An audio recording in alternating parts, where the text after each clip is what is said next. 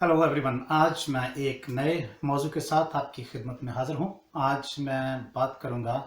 एक ऐसी गलत फहमी के ताल्लुक से जो काहिन, उसके लिबास और उसके पाक तरीन मकाम में दाखिल होने के ताल्लुक से है। कहा यह जाता है कि जब काहिन पाक तरीन मकाम में कफ़ारे के दिन दाखिल होता था तो उसको ऐसा लिबास पहनना पड़ता था जिसमें घंटियाँ होती थीं, और जब वो खिदमत करता था तो वो घंटियाँ बजती रहती थीं ताकि लोगों को पता हो कि वो ज़िंदा है। इसके साथ साथ ये भी है कि जब काहिन पाक तरीन मकाम में दाखिल होता था तो उसके टखने के साथ एक रस्सा बांधा जाता था जो दूर तक जाता था, और अगर घंटियों की आवाज़ आना बंद हो गई है तो फिर वो रस्सा खींचकर देखा जाता था कि वो काहिन अभी तक ज़िंदा है या नहीं, और अगर वो किसी वजह से या किसी नापाकी की वजह से मर जाता तो फिर उसको रस्सी से खींच लिया जाता था। अब ये कहाँ तक ये बात दुरुस्त है और ये किस बुनियाद पर कही जाती है? खरूज की किताब के 28वें बाब की 35वीं आयत मैं आपकी खिदमत में पढ़ता हूँ और फिर आगे बात चलती है। लिखा है कि 33वीं आयत से शुरू करता हूँ। और तू जुबा के दामन के घेर में चारों तरफ आसमानी, अर्गवानी और क्रिमसी धागे से अनार कड़वाना, जिनके दरमियान सोने की घंटियां लगवाना, यानी पहले सोने की घंटी और फिर अनार, और आखिर तक यही तरतीब जारी रहे। और हारून खिदमत करते वक्त ये जुबा ज़रूर पहने, और जब वो उस पाक मकाम के अंदर खुदावन के हजूर जाए और जब वहाँ से बाहर आए तो उन घंटियों की आवाज़ सुनाई दे, कहीं ऐसा ना हो कि वो मर जाए। NIV स्टडी बाइबल जो है वो इस 35वीं आयत पर तबसरा करते हुए अपने स्टडी नोट्स में ये कहती है कि एक रस्म के मुताबिक काहिन जब पाक तरीन मकाम में कफ़ारे के लिए जाता था तो उसको ये लिबास पहनना पड़ता था और उसके टखने के साथ एक रस्सा बांधा जाता था, जैसे मैंने पहले अर्ज किया। तो ये अंडरस्टैंडिंग किस हद तक दुरुस्त है? मैंने पहले भी आपकी खिदमत में अर्ज किया है कि ये सीरीज़ जो है ये हर्मेन्यूटिक्स के ताल्लुक से है, बाइबली तशरी और तफसीर के ताल्लुक से है, तो इसमें दो तीन चीज़ों का ख्याल रखना बहुत ज़रूरी है। एक तो उसका तारीख़ी पस मंज़र, एक किताबी या अदबी पस मंज़र, लिटरेरी कॉन्टेक्स्ट, और तीसरा जो है ऑथर की इंटेंशन या ओवरऑल बाइबल की तालीम इसके बारे में। तो ये हम देखने की कोशिश करते हैं। अब ये आयत जो है या इस पर जो तशरीह की जाती है, अगर इसको इसी तरह से मान लिया जाए तो फिर हमें बाइबल के दूसरे हिस्सों में देखना पड़ता है कि क्या ये दुरुस्त है कि नहीं। अहबार की किताब के 10वें बाब और 16वें बाब की हदायत के मुताबिक ये बात दुरुस्त नहीं लगती। और इसके साथ साथ ये भी हमें जानना ज़रूरी है कि इस रस्म का या इस तफसीर का ताल्लुक जो है वो रस्म से है, टेक्स्ट से नहीं है, क्योंकि हमें इसका तज़किरा किसी और जगह पे नहीं मिलता। ये जो रस्म है ना तो ये सेकंड टेम्पल पीरियड में इसका कहीं जिक्र मिलता है, ना डेड सी स्क्रोल्स में इसका हमें जिक्र मिलता है, ना ही अपोक्रिफा में, और चौथी बात ना ही जूश हिस्टोरियन या यहूदी तारीखदान, बहुत मशहूर तारीखदान जोसेफस कहीं पर अपनी तहरीरों में इसका जिक्र करता है। तो ये बात आई कैसे, इसका मैं तज़किरा आखिर में करूँगा कि ये कैसे शुरू हुई। ताहम हमें कुछ चीज़ों का ख्याल रखना ज़रूरी है। पहली बात यह है कि हमें जब हम टेक्स्ट की तशरीह करते हैं तो फिर हमें रस्म और असल मतन में फ़र्क आना चाहिए। तालमुद और मिशना जो हैं उनमें हमें ये ज़िक्र मिलता है कि कुछ काहिन, जो सरदार काहिन, जब वो कफ़ारे के दिन पाक तरीन मकाम में दाखिल हुए تو وہ مر گئے، لیکن یہ ذکر کہیں نہیں ملتا کہ ان کے ٹخنوں کے ساتھ رسا باندھا گیا تھا۔ میں یہ عرض کر رہا ہوں کہ مشنا اور تالمود یہ جوش کامنٹریز ہیں ٹیکسٹ پہ، لیکن یہ اصل متن نہیں ہے، لہٰذا ہمیں اصل متن یعنی جو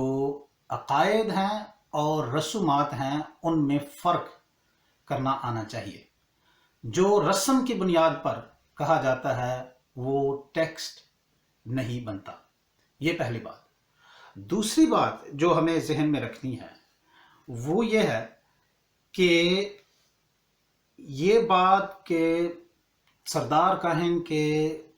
ٹخنے کے ساتھ رسا باندھا جاتا تھا یا اسے گھنٹیوں والا لباس پہن کر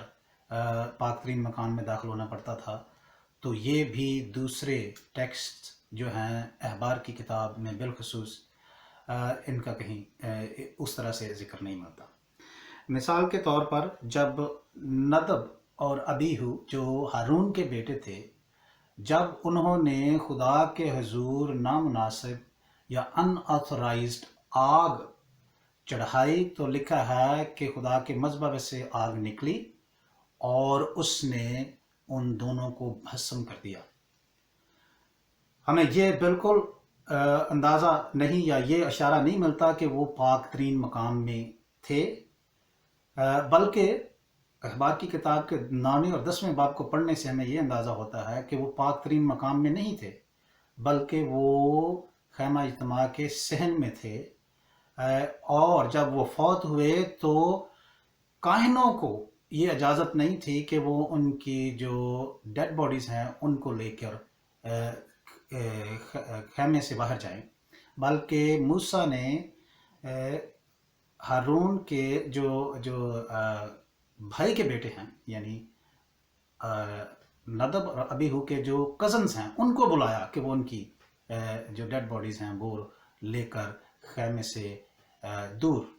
لے جائیں۔ تو اس سے بھی کوئی اندازہ نہیں ہمیں ملتا کہ یہ جو کاہن تھے جب وہ پاک ترین مقام میں داخل ہوتے تھے ان کے ٹخنے کے ساتھ کوئی رسا باندھا جاتا تھا۔ تیسری بات جو ہمیں ذہن میں رکھنی ہے وہ ہے جی کہ اگر یہ واقعی درست بات ہے تو پھر یہ بیسٹ موقع تھا کہ ہم یہ کوئی ہدایت پڑھتے کلام مقدس میں کہ کاہن کے ٹخنے کے ساتھ رسا باندھا جانا چاہیے۔ ندب اور ابیہو کی وفات کے بعد خدا نے موسیٰ کو بڑی واضح ہدایات دیں احبار کی کتاب کے 16ویں باب میں کہ جو کاہن ہے جب وہ پاک ترین مقام میں داخل ہوتا ہے تو اس کو کس طرح سے وہاں داخل ہونا چاہیے۔ میں آپ کی خدمت میں یہ پڑھنا چاہتا ہوں، احبار کی کتاب کا 16واں باب ہے، اس کی پہلی 2 یا 3 آیات پڑھتا ہوں۔ لکھا ہے، ہارون کے 2 بیٹے خداوند کے نزدیک آئے اور مر گئے تھے۔ ان کی وفات کے بعد خداوند موسیٰ سے ہم کلام ہوا اور خداوند نے کہا کہ اپنے بھائی ہارون سے کہہ کہ جب دل چاہے پردے کے پیچھے پاک ترین مقام میں کفارے کے سرپوش کے سامنے جو صندوق پر ہے نہ آیا کرے، ورنہ وہ مر جائے گا، کیونکہ میں کفارے کے سرپوش کے اوپر بادل میں ظاہر ہوتا ہوں۔ ہارون پاک ترین مقام میں آئے تو خطا کی قربانی کے لیے ایک بچڑا اور سوختنی قربانی کے لیے ایک مینڈا ساتھ لائے۔ وہ کتان کا مقدس کرتا پہنے اور اس کے تن پر کتان کے زیر جامے ہوں، اور اس نے کتان کا پٹکا باندھا ہو اور سر پر کتان کا امامہ بندھا ہو۔ یہ مقدس لباس ہیں، لہٰذا وہ انہیں پہننے سے پیشتر پانی سے نہائے۔ یہ تھا طریقہ کار پاک ترین مقام میں داخل ہونے کا، اور یہاں پہ ہمیں کوئی ذکر نہیں ملتا کہ کاہن کے ٹخنے کے ساتھ کوئی رسا باندھا جانا چاہیے۔ خدا نے کوئی ایسی ہدایت نہیں دی۔ اس کے ساتھ ساتھ پھر وہ بات کیا ہے کہ جب کاہن پاک ترین مقام میں داخل ہوتا ہے تو اسے وہ گھنٹیوں والا لباس پہننا چاہیے۔ اب ہمیں یہ بات ذہن میں رکھنی چاہیے کہ پاک مقام اور پاک ترین مقام دو مقام تھے، تو اس سلسلے میں ہمیں یہ ذکر نہیں ملتا کہ سردار کاہن کو گھنٹیوں والا لباس پہن کر پاک ترین مقام میں داخل ہونا تھا، بلکہ یہ ہمیں ملتا ہے کہ یہ کتان کا جو لباس ہے وہ پہننا ہے، اور یہ ایک سادہ لباس تھا بنسبت اس لباس کے جو کاہن عام طور پر پہن کر خدمت کرتا تھا۔ اب ایک شخص جس کا نام ہے گورڈن وینہم کہتا ہے کہ یہ سادہ لباس اس لیے خدا نے ایسی ہدایت کی تاکہ جو سردار کاہن ہے اس بات کا لحاظ رکھے کہ وہ بطور خادم خدا کے حضور میں داخل ہو رہا ہے اور اپنے تمام تر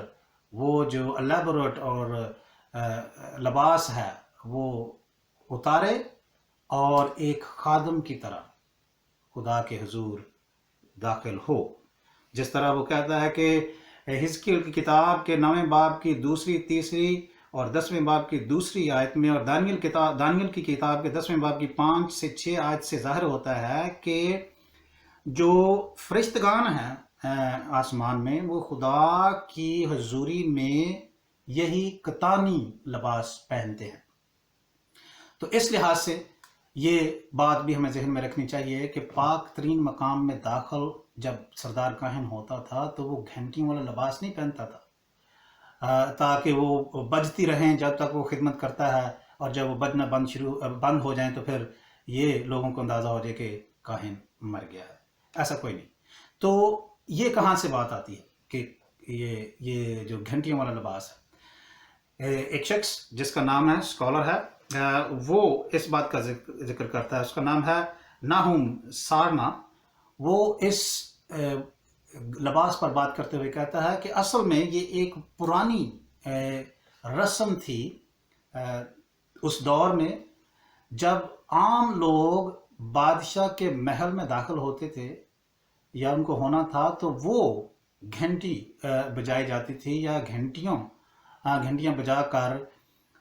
یہ اندیا دیا جاتا تھا، یہ اشارہ دیا جاتا تھا کہ اب وہ شخص رائل پیلس میں، شاہی دربار میں یا محل میں داخل ہو رہا ہے، اور بادشاہ کو بھی پتہ چلتا تھا کہ کوئی شخص، عام شخص خدا کی یا بادشاہ کی حضوری میں داخل ہو رہا ہے۔ تو اس طرح دو مقصد تھے گھنٹیوں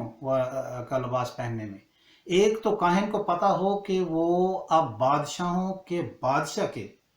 دربار میں یا حضور میں داخل ہو رہا ہے، اور دوسرا وہ کہتا ہے کہ خدا کو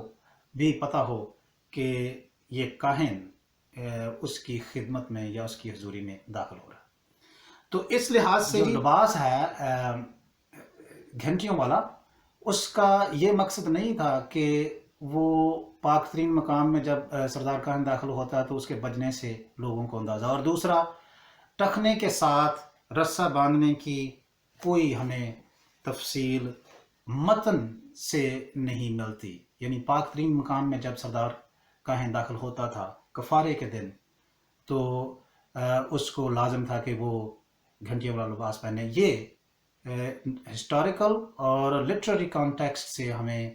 نہیں ملتا۔ تو یہ پھر بات آئی کہاں سے؟ ہمیں یہ بات ذہن میں رکھنی چاہیے کہ یہ بات پہلی دفعہ 13ویں صدی میں ایک ربی تھا جس کا نام تھا یتساق، تو یعنی اسحاق کہہ لیں، تو اس نے پہلی دفعہ ذکر کیا کہ ہائی پریسٹ جو تھا، سردار کاہن جو تھا، اس کے ٹخنے کے ساتھ رسہ باندھا جاتا تھا کیونکہ کسی شخص کو پاک ترین مقام میں داخل ہونے کی اجازت نہیں تھی، اس کے بغیر اس کو پاک ہونا تھا۔ تو اس طرح سے یہ بات ظاہر ہو جاتی ہے ٹیکسٹ سے، کم از کم رسم اور بات ہے،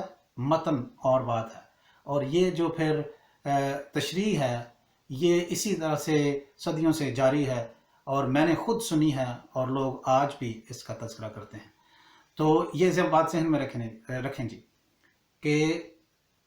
ایسی کوئی تفصیل ہمیں احبار کی کتاب میں نہیں ملتی، خاص طور پر جب خدا نے سردار کاہن کو، ہارون کو بالخصوص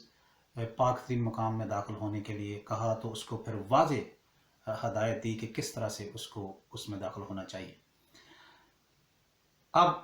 خداوند کا شکر ہے کہ ہمیں ان تمام رسومات سے نجات مل گئی ہے، ہمیں اس طرح سے ہیکل کے پاک ترین مقام میں داخل ہونے کے لیے نہیں کہا گیا، بلکہ یسوع مسیح کی کفارہ بخش موت اور اس کے جی اٹھنے کے سبب سے ہیکل کا وہ پردہ چاک ہو گیا ہے۔ اب ہر ایک شخص کو خدا کے حضور داخل ہونے کی اجازت ہے، لیکن یہ بات ذہن میں رکھنی چاہیے کہ خدا کی عزت اور تکریم اور اس کا احترام ہمیشہ ذہن میں اور دل میں رکھنا چاہیے، تاکہ ہمیں یہ اندازہ ہو کہ ہم بادشاہوں کے بادشاہ کے حضور میں آ رہے ہیں، اور اس کی حضوری میں ہم داخل ہو کر اپنی خدمت انجام دے سکتے ہیں۔ امید ہے اس کے وسیلے سے آپ کی کچھ مدد ہوئی ہوگی، اور یہ جو افسانوی تفسیریں ہیں یا تشریحات ہیں اس میں اور بائبل کی اصل تعلیم کو جاننے میں مدد ملی ہوگی۔ میری دعا ہے کہ خدا ہمیں اور زیادہ وفاداری سے خدا کے پاک نوشتوں کی تحقیق کرنے کی توفیق بخشے، تاکہ ہم اس کے حضور بہتر طور پر کلام کی خدمت کر سکیں۔ خداوند آپ سب کو بہت برکت بخشے، آمین۔